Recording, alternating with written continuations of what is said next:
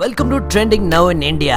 இன்னைக்கு நம்ம பார்க்க போறது ஐஸ்வர்யா தனுஷோட பரதநாட்டியத்தை பத்தி தான். ஐஸ்வர்யா தனுஷ் இந்த பரதநாட்டிய பெர்ஃபார்மன்ஸை யுஎன் விமென்ஸ் டே செலிப்ரேஷனுக்காக பண்ணாங்க.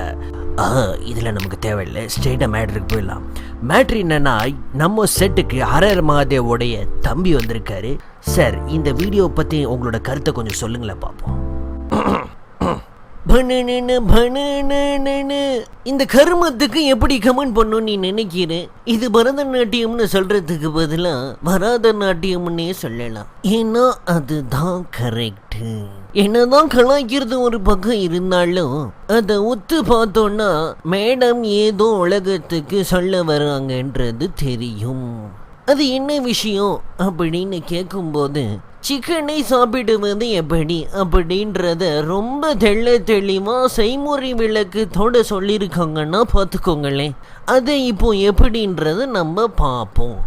பேனர் சிக்கன் பீஸை கொண்டு வராரு. உடனே அந்த ஃபோர்க்கை எடுத்து கபுக்குன்னு ஒரு குத்தி அந்த சாப்பிட்டு வரும்போது ஒரு ஆனந்தம் வரும் பாருங்க.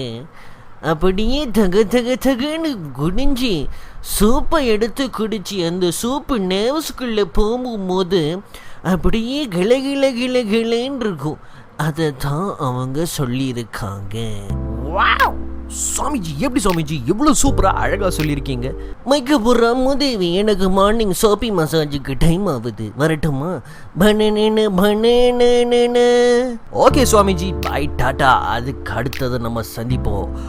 ஓகே மக்களே, இன்னைக்கு நீங்கள் இந்த வீடியோ பார்த்துருப்பீங்க, உங்களுக்கு பிடிச்சிருக்குன்னு நாங்கள் நம்புகிறோம். அண்ட் இந்த வீடியோ பிடிச்சிருந்துன்னா லைக் பண்ணுங்கள், கமெண்ட் பண்ணுங்கள், and don't miss it, subscribe பண்ணுங்கள்.